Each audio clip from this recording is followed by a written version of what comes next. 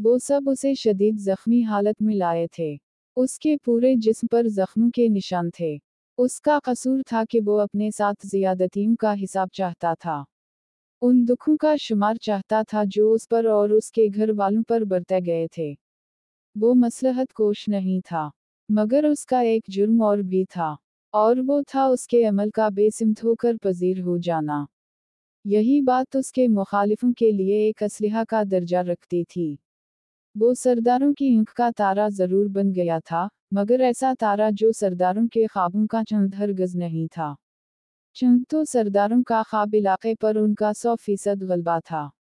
सरदार जानते थे कि वो सारा इलाका मादनियात और दीगर ज़खायर से माला माल है।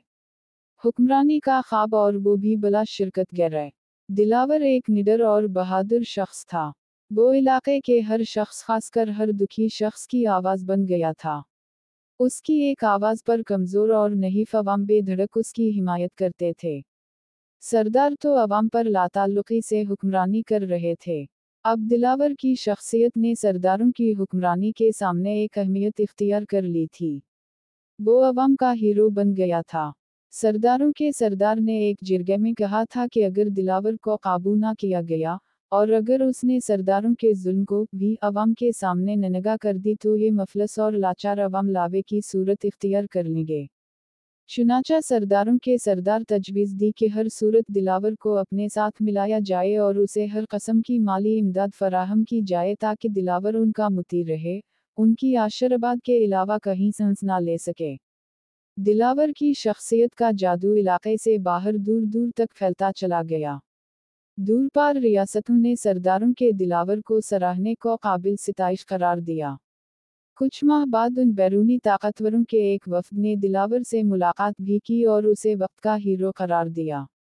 ये बैरूनी ताकतवर जानते थे कि अगर दिलावर अपने मकसद में कामयाब हो गया, तो इलाके के मादनियात और दीगर खजानों को रौबहा हुसूल करने के लिए वो इलाके के सरदारों से राब्ता करेंगे, और अपना हिस्सा बटोरेंगे। इस सिलसिले में वो सरदारों से पहले ही बातचीत कर चुके थे। ये भी तय हुआ था कि दिलावर को सिर्फ जंगजू या ईंधन के तौर पर इस्तेमाल किया जाएगा। ताकतवरों का एक मकसद अपनी एक दुश्मन रियासत के खिलाफ दिलावर के इलाके में सियासी हिमायत भी बनाना था, क्योंकि दिलावर का इलाका उस रियासत से मुत्तसिल था। इन सब हमायतों के बावजूद अवाम खुद लाचार थे। उन्हें समझ ही नहीं हो पा रही थी कि दिलावर का रास्ता उनका अपना रास्ता है या सिर्फ दिलावर का, और ये कि ये राह दिलावर की अपनी ये या सरदारों की। अवाम तो बेचारे सरदारों के जुल्म की चुकी में नस्ल दर नस्ल पिस रहे थे। इतने बड़े सवाल अव्वल तो अवाम की बुद्धि में समा ही ना पा रहे थे, और अगर चंद एक समझदार या पढ़े लिखे ऐसा सोचते भी थे तो दिलावर के मुखालिफों का जबर उन्हें दिलावर और सरदारों की तरफ चाहते ना चाहते धकेल रहा था। दिलावर के मुखालिफ उस इलाके के दुश्मन ना थे, मगर उनका तरीका सही सिमत में ना था। वो शुरू ही से सरदारों की हिमायत करते रहे थे, उन्हें माली मुआवनत देते आए थे, मगर वो ये जानने के बावजूद इस बात का इदराक ना कर पाए थे कि अगर हुकूमत और इक़्तिदार किसी और के ज़रिए ही करनी पड़े, तो फिर एक दिन ये मुहरे खुद हुकूमत और इक़्तिदार हासिल करने की साजिशें करते हैं। अब दिलावर ने हालात का रुख जो अपनी सिमत मोड़ लिया था, तो सरदारों को अंदाज़ा हो चुका था कि आने वाला दूर मुखालिफों का नहीं बल्कि दिलावर की बगावत की जीत का है। आज दिलावर जब शदीद जख्मी हालत में हस्पताल लाया गया, तो वो करीब अलमरग था या उसके बचने के इम्कानात बहुत मदूम थे।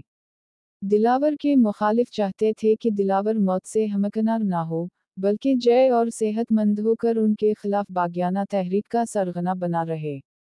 मगर दूसरी तरफ सरदार यही चाहते थे कि दिलावर जिंदगी की बाजी हार जाए ताकि उसकी मौत को बहाना बनाकर इलाके की तहरीक पर उनका बराह रास्त कब्जा हो जाए, और वो कुली तौर पर इलाके के इक़्तिदार पर कब्जा कर सकें। बैरूनी ताकतें बदलते हालात में सरदारों से राब्ते में थीं। सरदार और ये बैरूनी ताकतें दिलावर के शदीद ज़ख्मी होने पर बज़ाहिर मजम्मत कर रही थीं, मगर दरहकीकत वो सब दिलावर की मौत के ख्वाहां थे। अवाम लाचार थे, सोच से आरी हो चुके थे। उनका कारोबार बिगड़ते हालात की बना पर तबाह हो रहा था। बड़ी इंडस्ट्री का पहिया पहले ही जाम हो चुका था, जबकि रेलवे बांध का पहिया तो कब का टूट चुका था। रात गए तक सरकारी अस्पताल में दिलावर का ऑपरेशन जारी था। सुबह के तुलू होने का सफर तवील तर हो चुका था, मगर ये तय था कि सूरज खून आलूद हो है।